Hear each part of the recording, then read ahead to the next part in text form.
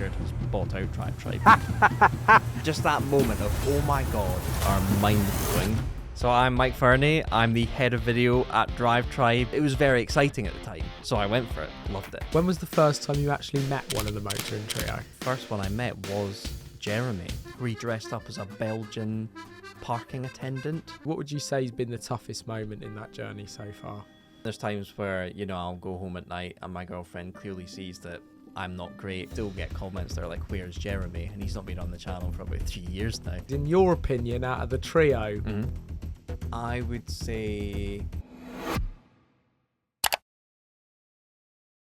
Many of us are familiar with seeing you on our screens pop up with various different cars in front of you. However, Mike, in your own words, who are you and what do you do? So I'm Mike Fernie. I'm the head of video at Drivetribe. I started off as an engineer, kind of moved into journalism, and then the demand for video went through the roof. So I sort of worked my way up, taking over the Drivetribe channel from what it was. I think I took it over when it was 220,000 subscribers, and we've taken it now to 2.6 million. So yeah, my day-to-day is running the Drivetribe YouTube channel alongside Richard Hammond, Ben Collins, Izzy Hammond. We've got a bit of a crew now, and yeah, loving it. Ben Collins was actually the reason that we first met during a live podcast that Yep. I did with Ben, and he is one of the biggest jokers you can possibly come across. He introduced me to you guys, and it's great to be able to get you on today. But as we all know, you just mentioned, Drivetribe was founded by probably the most famous trio of motoring journalists in the world.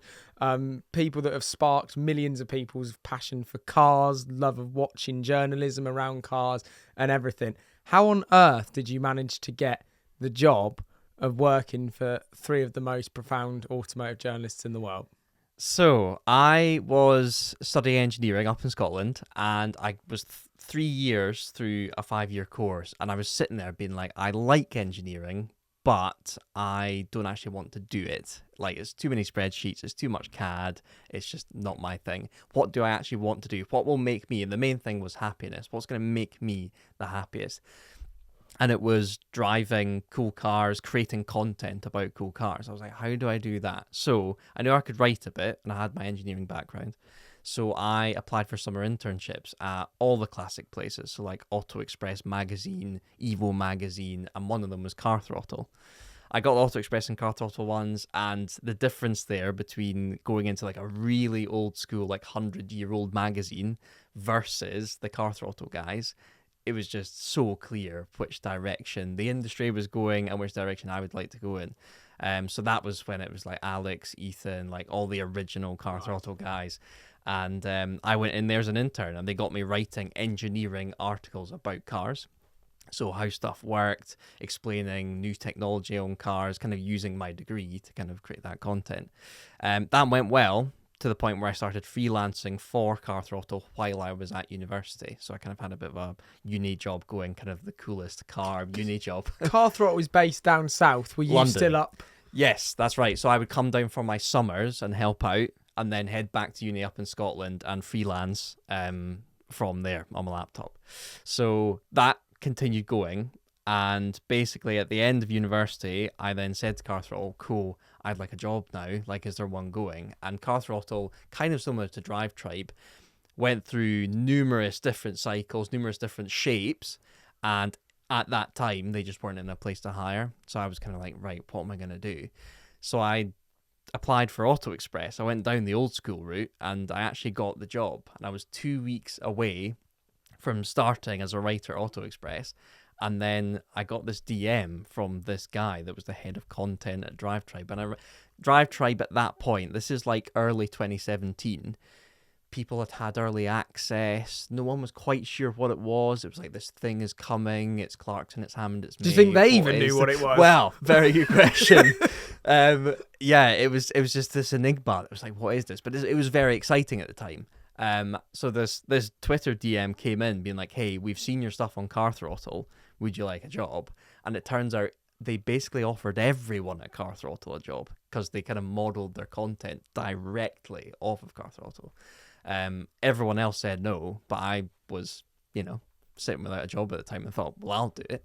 So I went for it. Started at Drivetribe, and I started doing the exact same stuff, doing engineering articles on this platform that it was always said it was sort of democratizing car journalism. Literally anyone could start up a profile and start writing articles about whatever they wanted.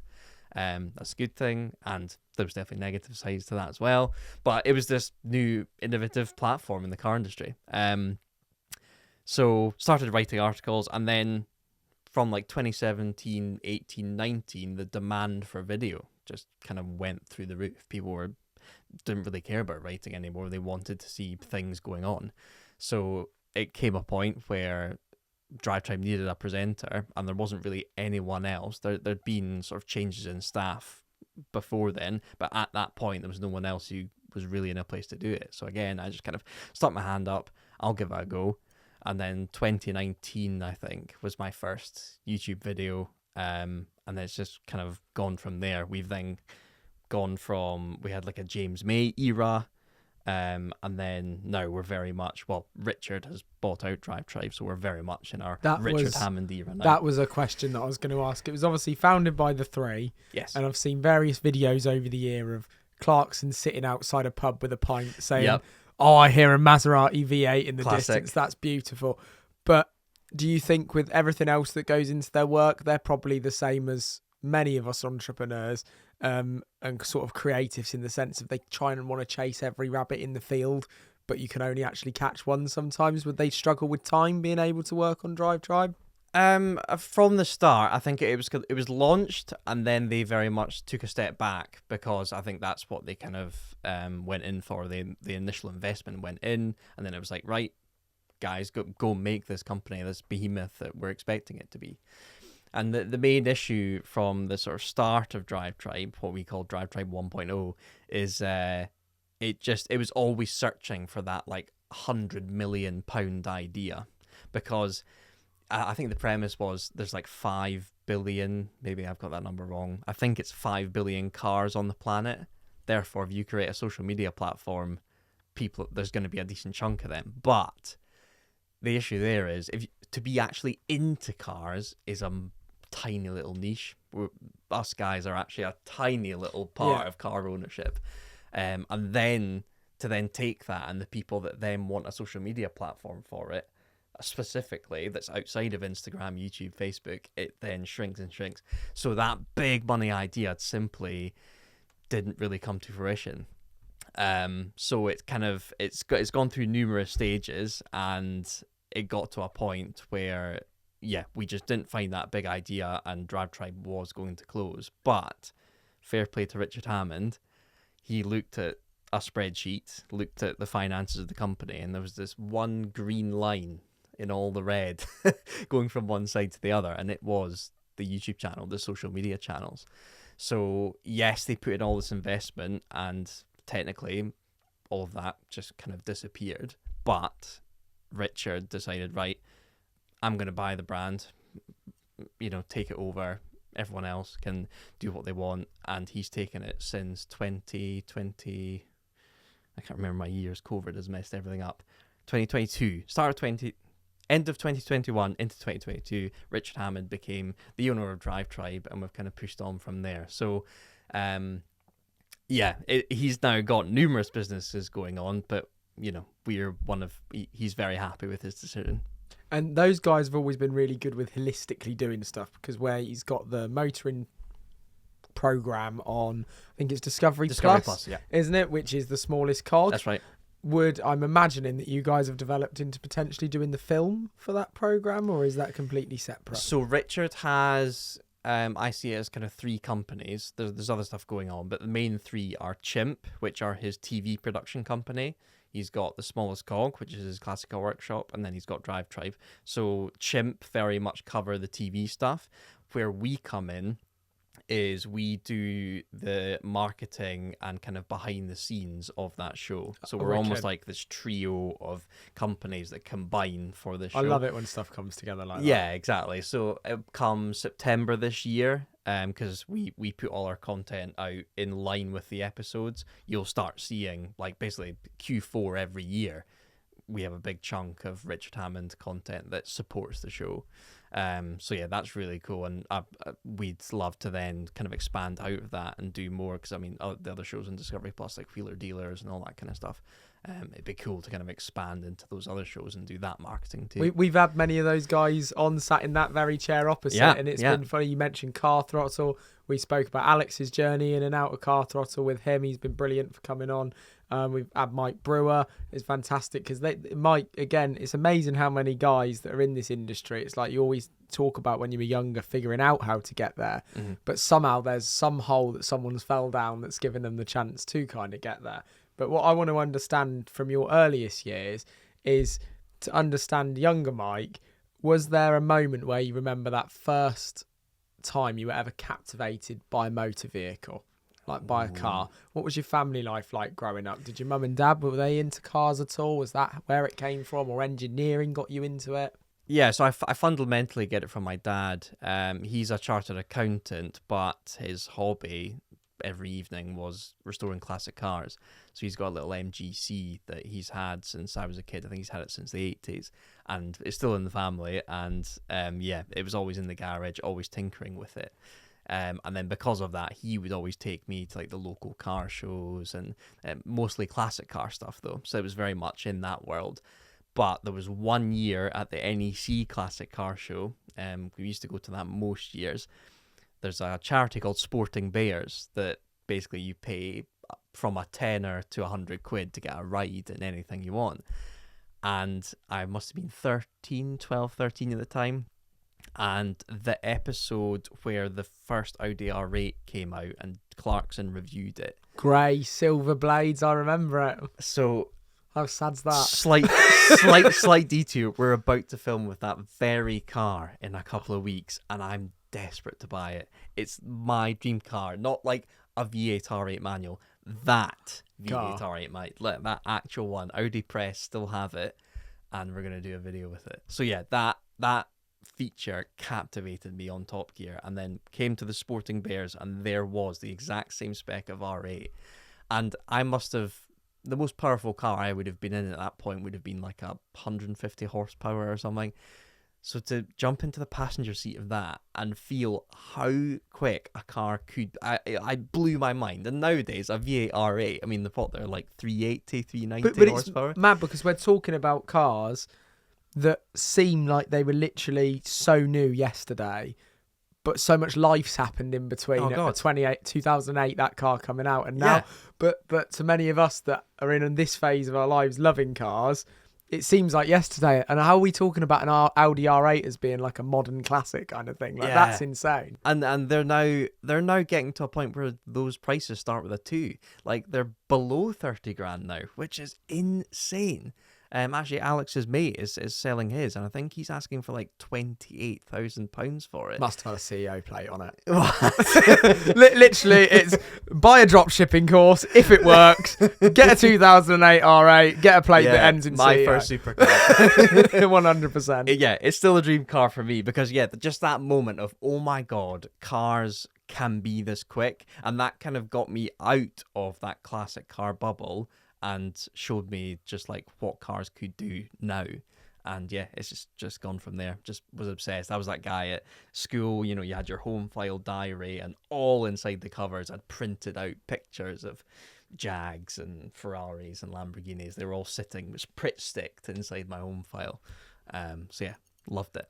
But at school, because if we look now, you're bubbly, happy, full of energy, confidence on camera, like most people that end up in motoring journalism, very good at English, can put together sentences well, talk about a car, and then definitely the bit that I wouldn't have, which is actually the engineering knowledge behind a car. I can't even take a wheel off one. But that all cultivated from something from your youth, where you must have gained that confidence. So at school, were you the confident, loud, cocky, fun kid? Or did that suddenly develop in like your teens? It's interesting for people to understand, like if someone young's watching, they're thinking they don't have a certain set of skills or aren't confident enough, that how that sometimes comes into people's lives. It's an interesting one. If you were to ask my mum when I was like 18, like, is Michael going to go on to become a presenter on a YouTube channel of the size of Drivetribe, she would be like, absolutely not. I hated drama at school and all that stuff. I'd just go completely red, burning ears. It was awful. I would say the main thing was that I felt I could write quite well. And I think that gets you to a point where you can probably, if you start to gain the confidence, you can then speak quite well. So I'd say it kind of stems from that. Also, I wasn't the arrogant, cocky type at school, but I did stuff. I was in the pipe band at school. I was the what's called the pipe major, which is like the sort of... Oh, Ben Collins is going to run away with this, isn't he? So that means you're in charge of like a band of 15 people. You're the guy calling the shots. You're doing the marching, all that stuff. I was athletics captain. So I was kind of in leadership positions at school, which I guess forces you to be able to talk to people and... I would say I don't know what I'm... Do you remember the first time you ever appeared on camera? Was it ever before that first Drivetribe video, or was that the one? No, that was it. And if you watch it, I'm trying to be Henry Catchpole, because when I was at university, like Top Gear and Grand Tour was great, but to me it was the Evo magazine stuff that was going out, and Henry Catchpole was just the man. Like, I loved the way he did it, because you can tell. Well, he's an amazing writer. I used to skip to his articles in Evo magazine, and he could totally translate that into film. So if you watch this first Drivetribe video, I'm trying to be very sort of like non-excitable and well-spoken and like this, that, and the other. If you compare it to now, it's just like, what are you doing? Like, stop trying to be someone else. Just like chill out and be you. There was definitely, you know how people talk about like a golden era with cars, like say, I don't know, if we like modern stuff between like 2008 and 2012, there was like some amazing stuff released. I feel like even with automotive YouTube, because the way it's gone, we have to do things for retention, thinking about how to get a viewer from the end, beginning of a video to the end of a video. But to me, there was even a little golden window with those guys where you had Chris Harris on cars, Henry Catchpole making some amazing videos. Absolutely. Like, and some of the content that was going up then, I'd almost argue is better and more beautiful than the stuff on the internet now. Like, people still go back and watch Chris Harris's 675 LT video review from years ago, and it just gains and gains and gains views. There was definitely like a bit of a golden era of that content. So it was that stuff that you were watching. Yeah, and it was, I think when you look back at that, it's because there was budgets. Like, if Chris Harris has spoken before about the fact that his Chris Harris on car stuff and the drive stuff that he did, that was at a point where YouTube was paying journalistic outlets to make stuff because they needed content on their platform. So those sort of videos that they could just pour cash at. And same with Evo. I imagine at the time they thought, we are going to spend thousands of pounds per video because it will help magazine sales, or maybe they saw a bigger picture with their YouTube channel. That quite quickly died out because an accountant would look at the spreadsheet and just think, why are we spending tens of thousands on a YouTube channel and the ad revenue is this? That makes no sense, because sponsoring YouTube videos didn't exist then. In fact, I would kind of feel in our space, outside of like the individual YouTubers, sort of ourselves and Car Throttle were the first companies, brands in the car space that did sponsored stuff. And when we first did it, the audience were like, what on earth is this? Why are you trying to sell us? But it's amazing how that has all developed to it being completely normal now. But still to this day, those journalistic outlets, the Evos and that, will not touch it. They've still got that thing of no journalistic integrity. We can't be selling stuff, this, that, and the other. And that means nowadays that is just money down the pan. There'll be a bit of ad revenue going on there, but the likes of Evo, Auto Express, CarWow are kind of in another league because their views are so big that they'll be okay. But I'm wondering whether one day CarWow will switch that sponsorship, because there must be emails flying in from all these different guys saying, can we please sponsor this? And they clearly just want to be CarWow. But yeah, I wonder one day if they're going to actually switch on. No, there's a big chunk missing there, but then it's amazing how you get tempted by the smallest things on YouTube, but they have the biggest difference on your audience. I remember put in 2 sponsored ads in a fishery video rather than one once, and like the retention drop off was just huge. So it's so easy to become tempted by stuff, but sometimes you just got to stick to your guns. Absolutely. And that's the one thing we're really trying to work on, is kind of our YouTube theory, so that retention drop off doesn't happen. Because if you look at a sponsored video and say there is just a very classic, today's video is sponsored by this, and then there's a minute and a half long thing, the graph is just brutal. Like, it just, everyone's just hammering away, getting past it because they know it's coming. So yeah, that's one thing we're really working on, is simply getting better at our integrations so that they're actually watchable.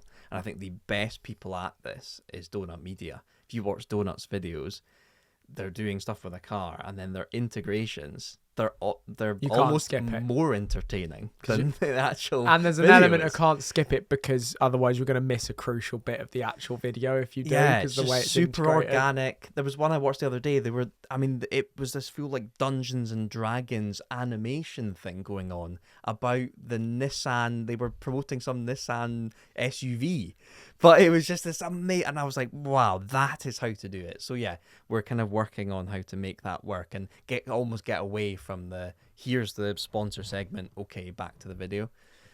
But talking about videos that weren't necessarily sponsored, they were just on the screens of our TVs as a kid. Were you a frequent Top Gear viewer? I was. So I was the kid, and still am, to be honest. When I go back home and actually watch television, I would be straight on Dave, watching rerun after rerun. There's certain episodes I could pretty much recite. The Bugatti race from Turin back to London, I could pretty much write you the script of that video. Yeah, I was absolutely obsessed. Up until a point though, I do feel Top Gear, from my perspective, did start to tail off, and then the Grand Tour then kind of picked it up.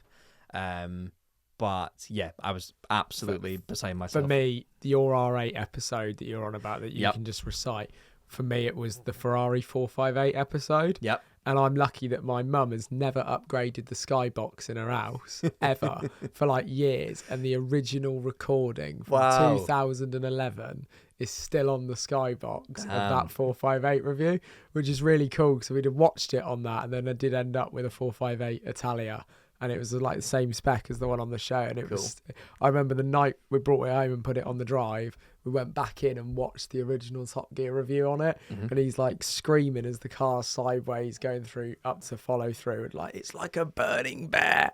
Like, and I remember this fantastic English, and I was like, my dad would say, how the hell does he do that? But it does, when you're passionate about something, you learn to be on film. It does just come naturally, doesn't it? Yeah, absolutely. I think that the thing there is also how much of it is scripted and how much of it is not, and you'll never really know, because some of it could be, and some of it could be completely off the cuff. You'd need to ask Richard Porter, because he was literally Clarkson's scriptwriter back in the day. But yeah, it's so cool seeing those guys at full whack. I think the most amazing specific piece from Top Gear for me was the end of, I want to say it was the series that was around 2012.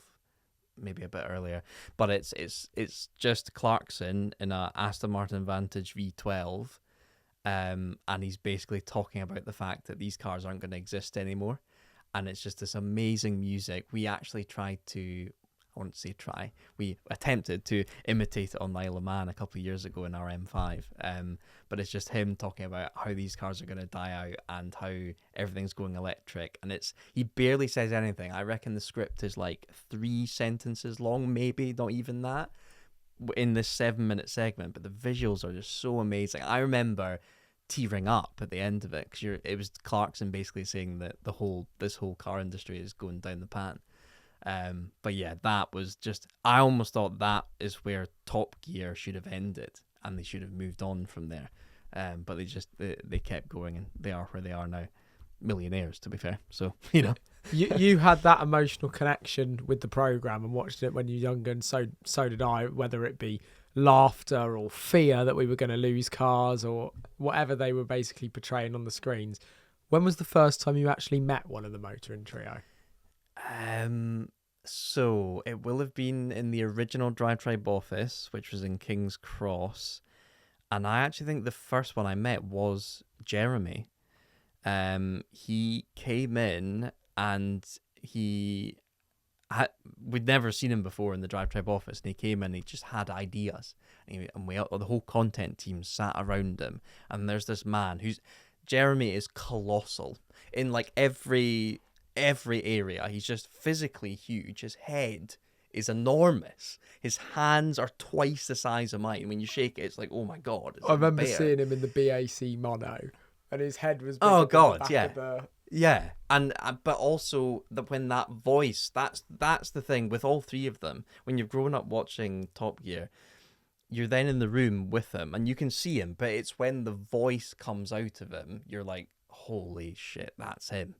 And Clarkson's got probably one of the greatest broadcasting voices of all time, you know. So he's just sitting there, and you're like, holy crap, that's that man, and I work for him. What the hell's going on here? And actually, the ideas he came up with, he ended up just doing himself, because to be honest, we didn't really fancy them.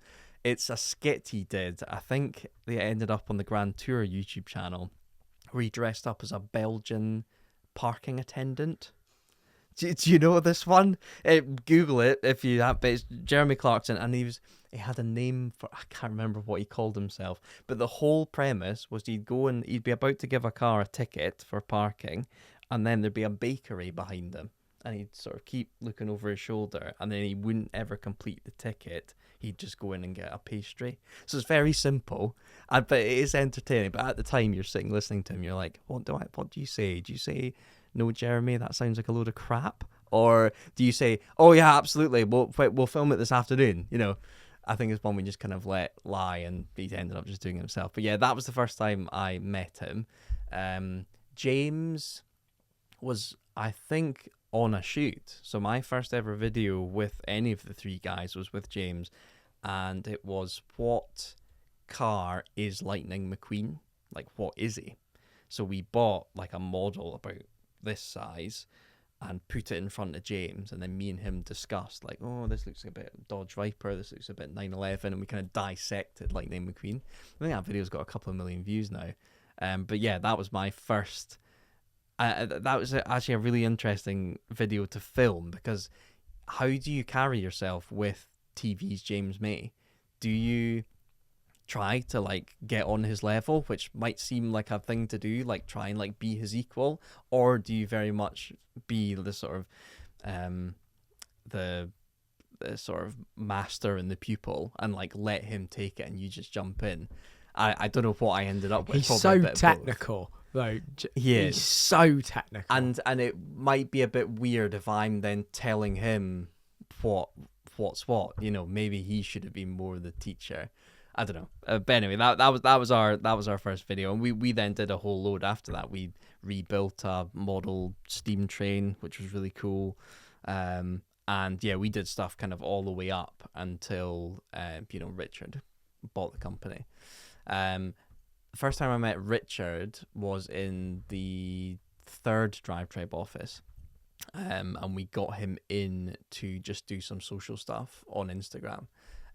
So that was quite a soft launch, really, because I guess I'd met Jeremy, I'd met James, so if that had been the other way around, the big impact would have been Richard, but he was the last we filmed with because he was so busy doing his TV stuff.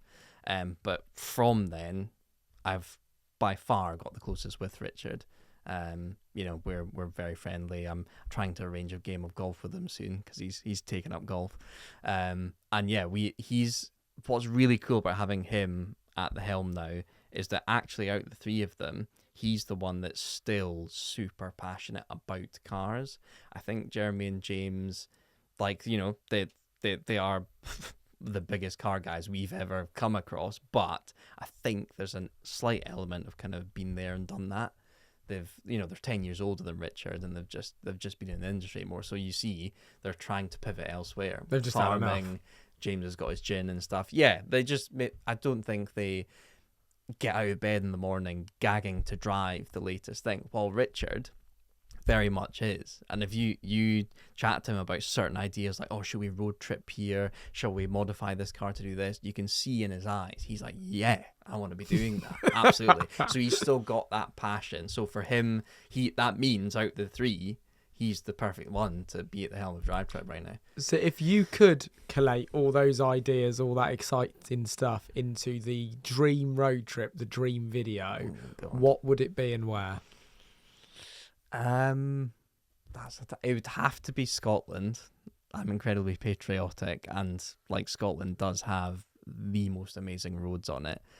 We've already been there, but I think I would go back to the Isle of Arran, which is just off the west coast, and I classify it as basically Scotland's Isle of Man.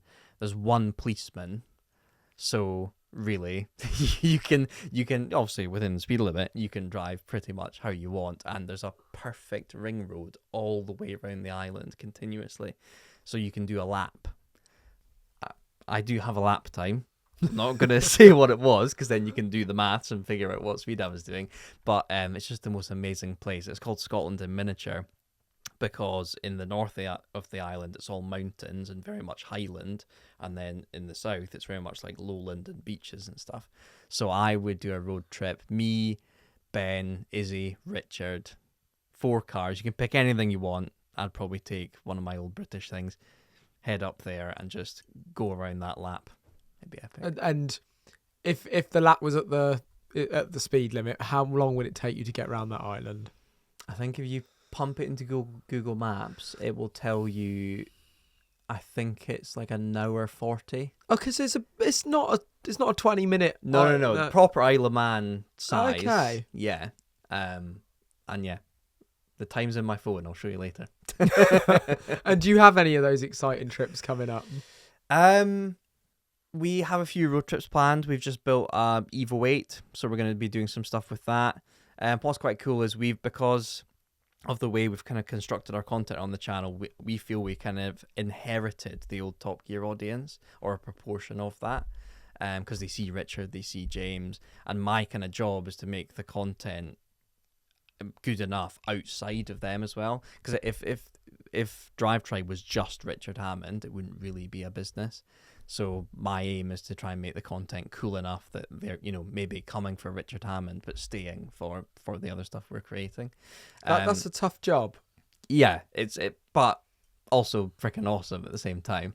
But yeah, we're planning some road trips that we can easily tap back into that Top Gear nostalgia, as I say, because of the way we built it. So actually, something we did with Ben last year was we did a kind of iconic Top Gear locations road trip. Going to like Dunsfold, and where they did the amphibious cars and the Rolls Royce into the pool and all that stuff. We kind of did that. So yeah, some stuff with the Evo we're planning along those lines, which is cool to kind of tap into. And how does that work with working with other YouTubers with channels as well? Mm-hmm. Like our space seems to be a very collaborative space where everybody just loves to collaborate and get on and have audiences. Ben recently invited me to what I could only describe as my dream day, like if you were to draw it, at Dunsfold, which was driving one of the original Lianas round the track, and I absolutely you were really quick. Loved it. Hang on a second, right now. Yeah, all I'm saying, because I'm not gonna open up a can of worms for the whole Top Gear track. Are there excuses here? But I did 5 laps in that vehicle. Yep. Matt blew that one up on the first lap that he did in it.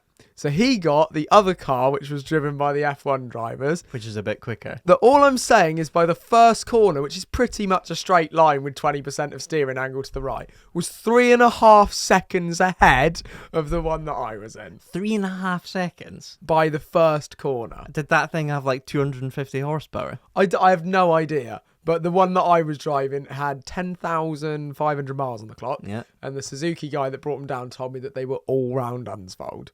Like, wow. that he reckoned about 10 miles would have been just moving it around. And what was the time gap in the end? 8 seconds.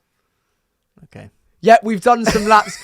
Look, I beat him on his channel last week, round auto. Not Ben, Matt. I beat round Autodrome Terramar last week, so I'll take that. Well, my question: that win. Were you going to do laps in the 911 and your Lambo before he crashed it? Oh no! So he crashed the 911 on lap 1 because he's an idiot. He didn't warm his tyres up. It's as simple as that. We're traction control up, and he'll be far happy with that explanation of it, because that's what it was. But that was going to happen. You were going to then do laps. We were then going to do laps in those, and I ended up. I did go out in the Performante after he crashed the 911. Okay. And I did 3 laps, and on the first lap, a brake sensor warning light came on. And I did a little bit of man maths in my head, and for some reason, it didn't even say it on the screen. I just thought that means there's 20% left on the pads. Right. So in my head, I just went 20% really fast. 2 laps. 2 laps is going to be fine. On the second lap, I burned through what was left of the brake pad and ate one of the brake discs, and the car nearly caught on fire. So he has this on camera too? I do have it on my phone, yeah. I have the moment the brake let go, which was coming into the second to the last corner. Sparks? And the car just sparked and went straight on in a straight line, and just the brakes were just overheated, and they were ceramics as well, but it had just given up. That is a fast track, you're on the brakes. And I did actually have a moment where I hit that. Me and Matt were both convinced that Ben had said that you could take follow through flat in a supercar. Yep. We were convinced he'd said it or we'd seen it, so we were trying to do that. And then when we came back in, he said, "You're mad, you are! You're trying to go through there flat out." But it's funny we mentioned Ben. I think it's the perfect moment. Ben actually, when I asked him last night, because you guys have filmed many pieces of content together. Yep. How long have you known Mr. Collins, the ex-stick from Top Gear? It must be 2 getting on for 3 years now. We started off with a Q&A, and it's just kind of gone from there. So this is very raw. This is completely what he has put. I'm just looking at. I can see number 1 says nobody likes Rover. So I'm That's putting me on simply not true. Ben's first question that he'd like to ask is: nobody likes Rover. Why do you?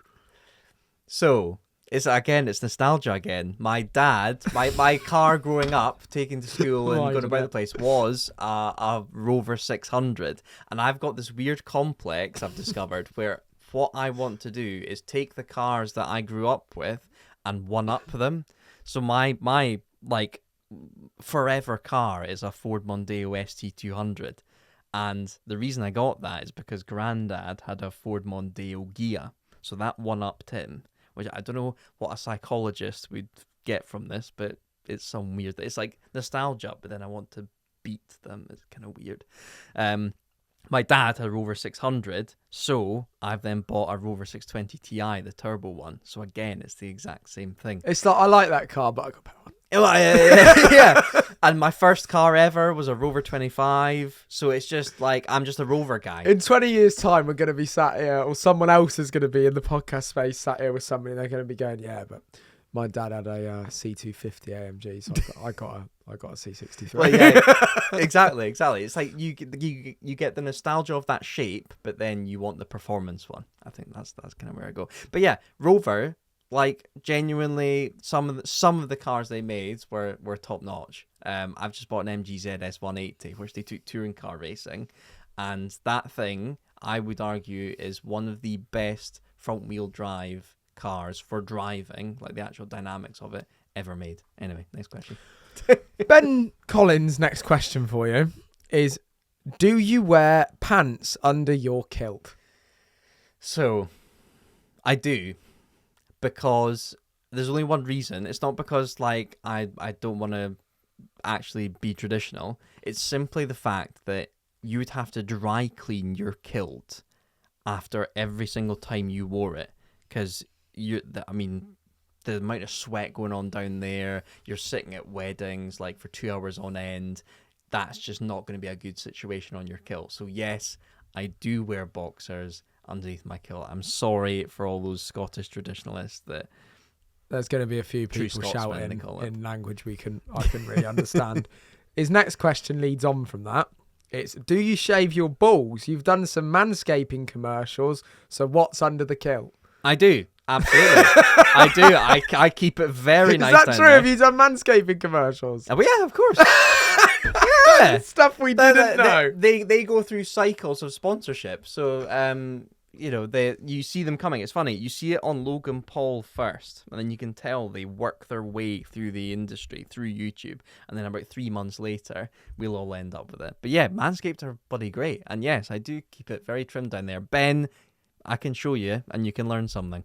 The next question was: are you fast in a car? I saw your Dunstable video and saw how Matt drove, and that is someone who basically has zero survival instinct Or respect.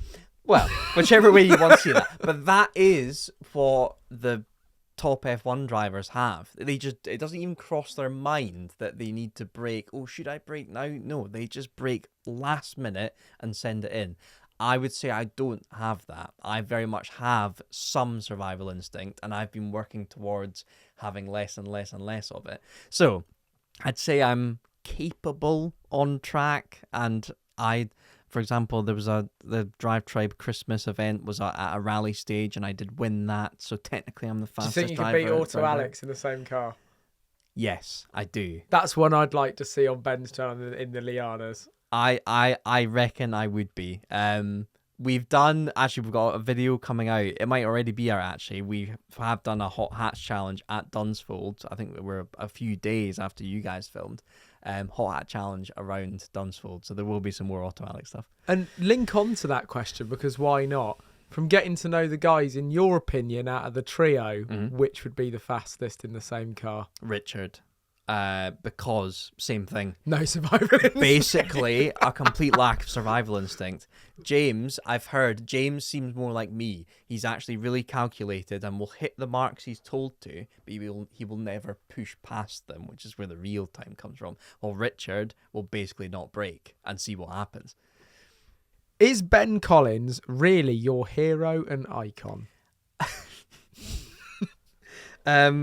Absolutely not. I've not read any of his books. I love winding him up. I think if I compare him to Richard, like me and Ben are much closer. We can have much more banter, but it's so funny. Ben's very straight laced and he's very down the line and doesn't like anything that's like a bit risky or a bit weird. So it's just super easy to get him squirming and a bit silent and not knowing what to say. I love it. But I will give him it. He's always the last one out.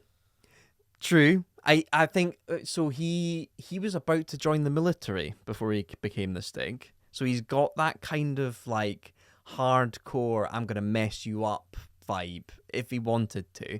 But also, I gather he went to like quite a high-end boarding school.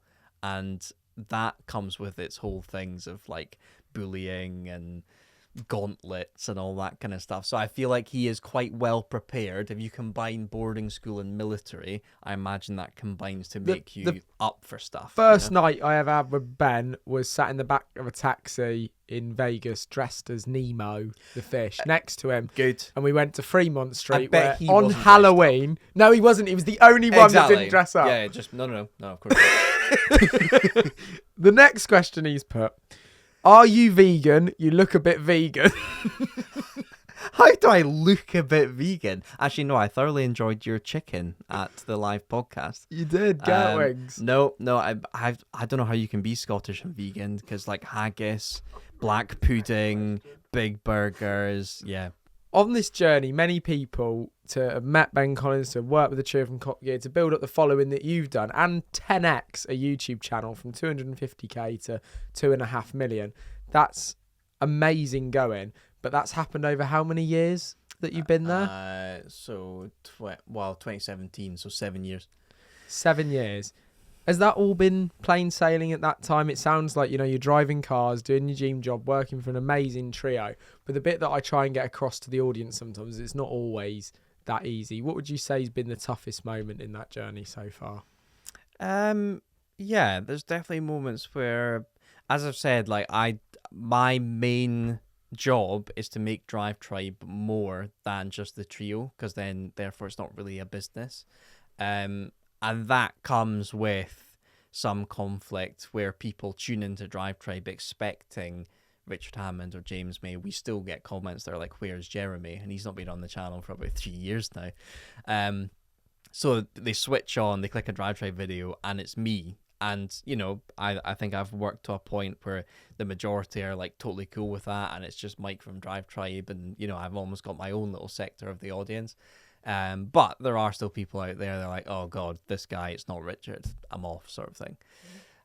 So yeah, that's my kind of main goal is to get to a point where, I mean, I don't think I can ever say that my videos would like routinely perform as well as Richard's, but that's where like just nailing our YouTube theory, our thumbnails, our titles, and the actual retention within the content itself, that's where we can just build towards that. But yeah, there's been some weird times, but I think every YouTuber will go through this where you're just basically getting attacked for basically no reason at all, for being yourself. Do you, which funnily enough, I had on a video last week that went out on someone else's channel, and you can have thick skin, but you can only have so much thick skin. I think there is a level where bullets will start to get through. Yeah, and they do. And there's times where, you know, I'll go home at night and my girlfriend clearly sees that I'm not great, but that cannot just be comments. That can also just be video performance. Like we work here till about 5:30, 6. We put our videos out at 5. So basically, by the time I leave, you'll have your ranking out of 10, and that basically make or breaks. You don't want it to, but it just does make or break your evening. And it's crap that you go home and you're making dinner or whatever, or eating dinner, and you're not enjoying your TV show or whatever you're doing, reading your book or whatever, simply because some ranking has messed up with my dad used to have it when I was a kid with his daily sales at work, and every night at 5 o'clock he'd get the spreadsheet and read what the number was. Sure. And that would dictate his mood for the next 12 hours. It was absolutely brutal. And I've never been like that with actually business performance with the businesses at all. Like even if they're down a little bit, it just instinctively goes, right, okay, then how do we get them up? And it almost is like an enjoyable problem solving type thing, as long as you're not losing loads of money. But the ranking thing on YouTube, brutal, it's savage. It's like a drug. Yep. Like, and if you get a 1 of 10, that's probably the best time for you to go and film another video, because you will be on cloud 9. But if you put a video out and it just goes poof, 10, poof, 10, you get it's like my friend Georgia rides horses, and she says you can get in these grooves where it just seems like you're just not finishing, but then you'll win like 3 in a row, and it's really similar to like rankings on YouTube. It's mad how that can dictate your personality. Yeah, but what we found is really cool is by just like slightly changing a thumbnail or slightly changing a title. This doesn't happen every time, but we've had videos that have been 10 out of 10, and then through just working on that YouTube theory, you check back in 2 months' time and it's at 1 out of 10. And you look at the graph, and basically just by changing a facial expression on a thumbnail or zooming in a bit more or making something a bit brighter, the graph just absolutely ramps up. But that's it's great, but also super frustrating that it can be that small a thing. Just slightly changing a title or one word was all it would take to make or break that video. But that's, I mean, being a car YouTuber is sick. Like, at the same time, I can barely complain about any of this stuff. And what has been that highest moment, that pinch me moment working with Drivetribe? I would say, how am I doing this? How has this got me here? Yeah, it was a road trip last year or a couple of years ago now, where it was Richard in one of his cars, me in one of the Drivetribe cars, and we road tripped first to his favourite road in the Lake District, and then road tripped to my favourite road in Scotland. And it was like that car to car over the radios with camera guys going up these roads, and I just felt like I'd been plonked into a Grand Tour episode. Like, you've got Richard Hammond speaking to you over the radio, having that banter, and me, I'm sitting there stressing out because that's not my forte. That's almost like what they do over the radio. It's almost like stand-up comedian stuff between the two of them. Someone's going to say something to you over the radio, and you have to respond with something that keeps the conversation going, is as funny as what they've said, or some sort of reaction. And that isn't naturally me. I'm an engineer. I want to talk about how this engine works and this, that, and the other. But to actually be in that position, in this amazing landscape, in these 2 sick cars, I was in a Charger Hellcat, was just, yeah. You think back, like, what would 14-year-old Mike say about this? Like, it's just absolutely unreal. But at the same time, like, people ask, like, oh, how did you get to where you got to? And fundamentally, I'm like, well, these jobs do exist, and like someone's got to do it. So why not make it you? There's lots of timeliness involved, there's lots of luck involved, but like you've got to also put yourself in a position where you are ready to take that opportunity when it comes. And that a lot of that comes down to just hard work and strategy and just getting yourself in certain positions.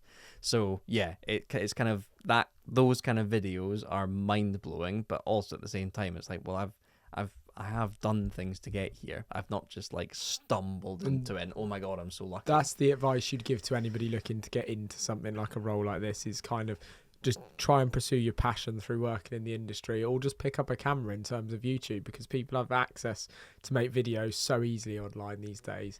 And I also don't think they watch what others are doing. They don't necessarily learn from it all the time either. There's some great creators out there, and it's not always rocket science. Yeah, absolutely. I think, YouTube has become very saturated now. So I think we are on the verge. I don't know what it's going to be, but I would say we're on the verge of a bit of a reset. I don't know how it's going to happen, whether it's a new platform that comes along. It's like TikTok sort of attempted it, but that's definitely not come to fruition in terms of ad revenue and stuff. I think there is going to be a big shift that will just completely start everything again, because I think YouTube's had its time. I think So I'm completely of the opposite opinion. You think it's barely got going? I think YouTube is about to explode to become bigger than Netflix and Amazon put together. So the main thing I think that will hold it back is the ad revenue situation. Because if you go back 10 years, like the ad revenue was like double, if not more. And I think just the more people that get established on YouTube, yes, there will be more content to watch, but the actual business case for YouTube, I think, may start to struggle.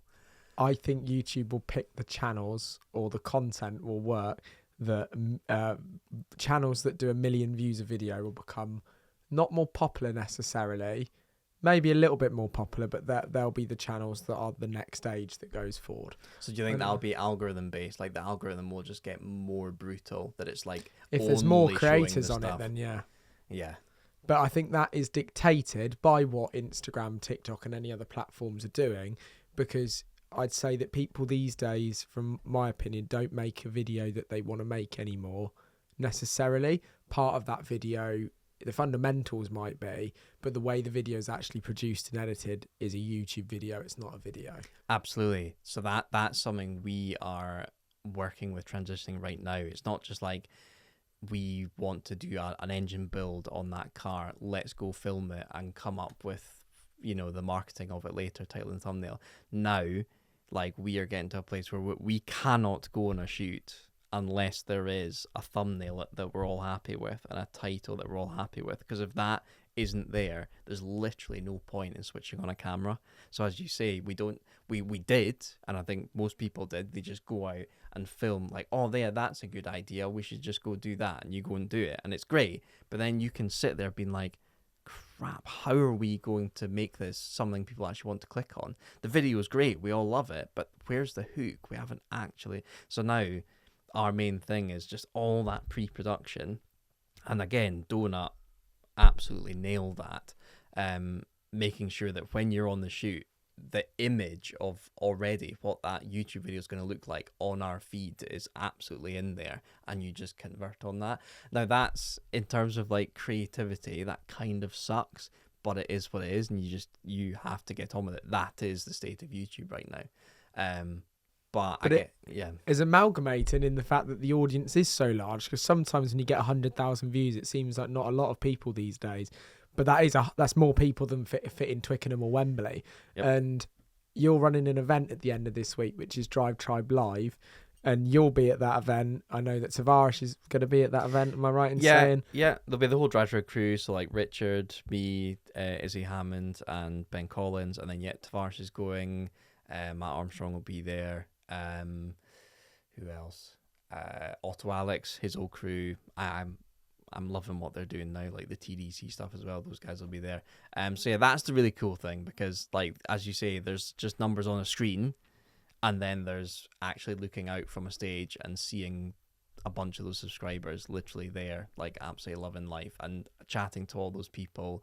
It was the same going to Alex's Shed Fest, and going to other events, just actually shaking hands with people and chatting, and them talking about specific videos that they watched. And where's that going to be? That's going to be at the Haynes Motor Museum.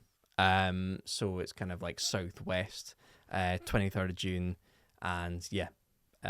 It should be a really good one. Like, Richard absolutely thrives in that kind of live situation. He's done Top Gear Live since ever. So yeah, he absolutely loves it. And we did it last year. And so this is our kind of second go at it. And yeah, we're just looking to do more and more events.